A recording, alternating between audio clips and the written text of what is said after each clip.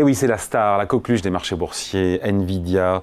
120% de hausse de cours depuis le début de l'année, 400% sur 3 ans et ainsi de suite. Mais il y a peut-être un début de doute sur Nvidia au vu de ce qui se passe dans l'actualité. L'action a été chahutée depuis 48 heures. Bonjour Thibault. Bonjour David.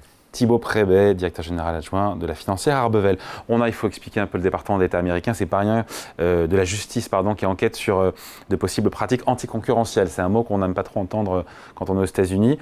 De Nvidia, ça fait reculer le titre de 10%, c'était mardi. Les résultats de fin août, on les avait commentés ici sur Boursorama d'Nvidia. Ils ont déçu, ils étaient extraordinaires, mais un peu moins d'effet waouh. Ben oui, les revenus n'ont que doublé, pas triplé, donc c'est moins bien, même si ça reste excellent. Quand le bon élève de la classe, il a 19, tout le temps 19 et qu'il a plus que 17, ça reste un très bon élève, mais c'est plus du 19 sur 20. Bref, est-ce que les doutes se multiplient sur Nvidia en cette rentrée? Il y a comme une petite tempête boursière depuis 48 heures sur le titre. Oui, alors c'est compliqué parce qu'effectivement, dans un marché global qui est un peu un champ de ruines en bourse, mais où c'est certains acteurs, certains secteurs qui ont tout tiré. En France, on avait l'habitude du luxe, alors maintenant il n'est plus tellement là, on se dit mais qu'est-ce qui se passe? Et aux États-Unis, c'est l'intelligence artificielle qui a fait une grosse partie du chemin boursier qui a été positif cette année. Sur Nvidia et au-delà d'Nvidia. Bien sûr. Et c'est vrai que du coup, les gens se disent en fait, qu'est-ce qui se passe si ces deux secteurs-là ne sont plus là? Alors en France, on le voit assez bien. Aux États-Unis, on s'interroge un peu, surtout que le parcours depuis le début de l'année a été très beau, donc on se dit qu'il faudrait des relais. Plusieurs observations. La première, c'est que contrairement à un élève qui a des bonnes notes, pour continuer à en avoir, quand vous avez un titre qui monte, au bout d'un moment, il faut des nouveaux acheteurs pour continuer à le faire monter. Ouais. Et quand vous avez un titre qui a tellement monté que les poids dans les portefeuilles deviennent trop élevés, vous trouvez facilement des gens qui disent ça valait 50 en début d'année, ça monte à 120, vendons. Mais des gens qui disent c'est le moment d'en racheter, c'est moins évident. Parce que soit on n'en avait pas et on se dit j'ai raté un bout de la hausse, est-ce que c'est pas trop tard? Et donc du coup, il y a aussi une difficulté de renouveler un peu. Et donc parfois, cette respiration, elle est nécessaire. Le deuxième point, évidemment, c'est que c'est vrai que les résultats sont très bons, mais on a vu l'ombre d'un doute dans ces résultats. L'ombre d'un doute sur des investisseurs qui se demandent si les perspectives sont si durables que ça, sur artificiel. L'ombre d'un doute sur les marges, qui sont hallucinantes, parce qu'il faut le rappeler. Autour de 80% de marge. Oui, il faut rappeler aux auditeurs, quand vous regardez une entreprise de software, un Netflix, vous vous dites après tout, s'il y a 1 million d'abonnés en plus, il n'y a pas de boulot en plus. Donc la marge peut être très élevée. Mais tout ce qui est industriel, on a l'habitude de marges assez faibles. Et donc c'est vrai qu'une société qui est fondamentalement industrielle, qui a des marges à ce niveau-là, c'est terra incognita. Jamais vu. Et donc du coup, on est incapable de tirer le trait en se disant est-ce que la marge, elle va à 75, à 80. Alors, un élément déjà pour positiver, c'est que pour ceux qui disent qu'il y a une bulle, il faut rappeler une statistique amusante. Nvidia aujourd'hui, tu payes 31 fois les résultats qu'on appelle forward, c'est-à-dire de l'année prochaine. C'est cher, mais c'est pas non plus délirant. Avant l'IA, en 2021, Nvidia se payait 34 fois. Donc on a du mal à se dire pourquoi est-ce que ça serait très cher et Tesla va se payer encore beaucoup. Alors pourquoi beaucoup d'analystes nous disent que c'est le début de la fin de la bulle?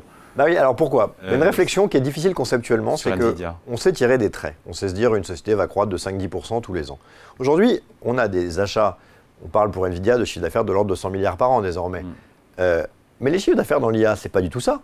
Les Azure, etc., les GAFAM, ils communiquent sur des chiffres d'affaires dans l'IA 3-4 milliards. Donc les gens se disent en fait, ils achètent plein de trucs qui ne rentabilisent pas. Ces sociétés elles-mêmes, elles ont des fortes marges. Donc si elles veulent faire des revenus, il faut que ce soit beaucoup plus que ce qu'elles dépensent. Donc en fait, on est dans la phase d'équipement. On est dans la phase qu'on peut appeler hyperscaling, c'est-à-dire pour être prêt à faire beaucoup de revenus sur l'IA, il faut beaucoup investir parce qu'il va falloir être prêt à faire beaucoup de requêtes. Mais quel revenu sur l'IA? Et la question, elle est là, non? De se oui. dire comment tout ça va générer une fois les investissements qui sont faits par les GAFA. Mais surtout, quand vous avez déjà les dépenses, pas encore les revenus, vous vous dites, mais est-ce que les revenus vont vraiment arriver? Parce que s'ils n'arrivent pas, il y a le quand et à quelle hauteur? Bloqué, voilà. Et là-dessus, c'est vrai que c'est aussi quelque part un doute séculaire qu'on peut avoir. C'est-à-dire que quand on était petits, vous et moi, on nous parlait des voitures volantes en 2020.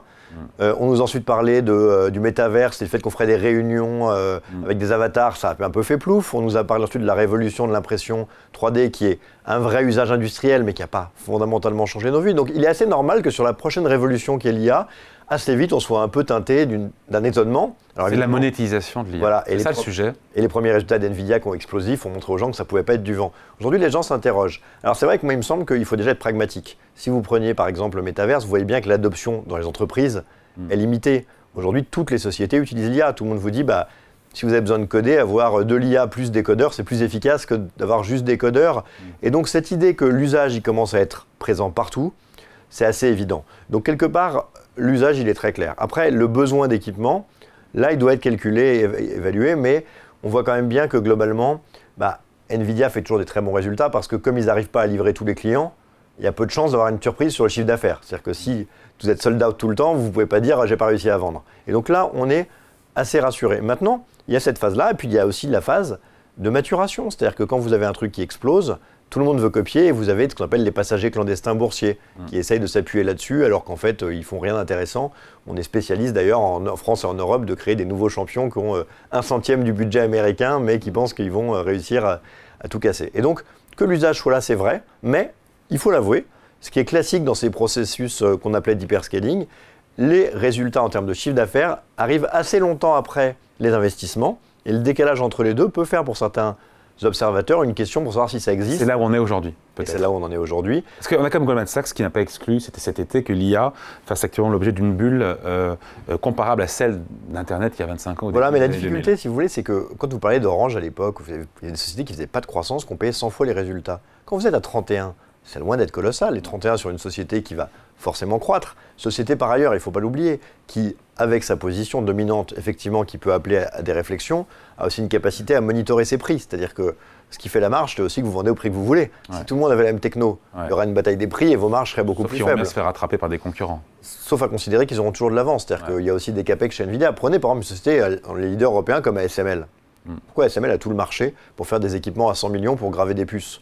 Vous pouvez vous dire tout le monde peut le faire. Oui, mais quand vous avez mis 5 milliards de capex tous les ans depuis des années, ça ne se rattrape pas comme ça non plus. Donc c'est vrai que la société qui dit je fais de la recherche et du développement, qui a une énorme avance, les autres peuvent le rattraper, mais comme eux continuent, pour le rattraper, il va falloir mettre des montants énormes. Et parfois les gens se disent je préfère mettre de l'argent sur acheter ces puces pour déjà faire l'IA, plutôt que redécouvrir. Et donc, aujourd'hui, il y a des éléments dubitatifs qu'on peut comprendre, mais il faut ne pas oublier que quand on parle tout le temps de ce mot bulle, ça laisse supposer de l'exubérance dans les valorisations. Or, ce qui s'est passé depuis 4 ans, c'est qu'il y a une telle hausse des chiffres d'affaires et des marges qu'en fait, le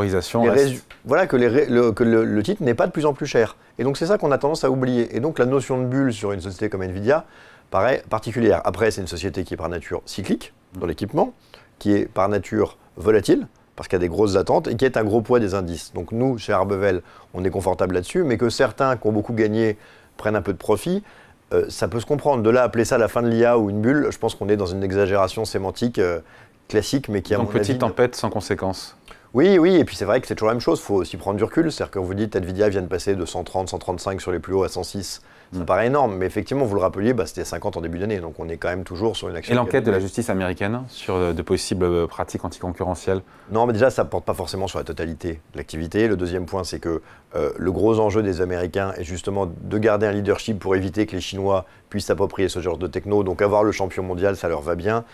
La réalité est que on voit en fait une action qui est un peu au top sur le fait que les bonnes nouvelles font plus tellement monter l'action. Et les mauvaises nouvelles les font vite baisser. C'est ça qui est intéressant. Des résultats qui sont bien meilleurs qu'attendus font baisser.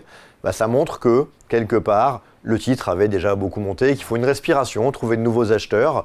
Voilà, c'est juste une sorte de sentiment. On a eu ça, par exemple, effectivement, sur le luxe aussi, où les bonnes nouvelles sont plus tellement bien prises et les mauvaises, on le voit par exemple avec Kering. C'est comme un signal, ça. C'est un signal qu'il faut renouveler un peu, mais encore une fois, David, si on est objectif, avec un S&P 500 à 10 américain qui prend 15 depuis le début de l'année, ce qui est plus que toutes les prévisions des analystes, avant une phase d'élection, que le marché ait besoin un peu de respirer sans que l'investisseur de long terme qui nous écoute se dise c'est une erreur à long terme, on a quelque chose qui est compatible. Oui, à court terme, le marché avait besoin de respirer. Oui, à long terme, l'avenir de Nvidia ne semble pas très inquiétant. Allez, merci beaucoup. Point de vue signé Thibaut Prébet, directeur général adjoint de la financière Arbevel. Merci. Merci.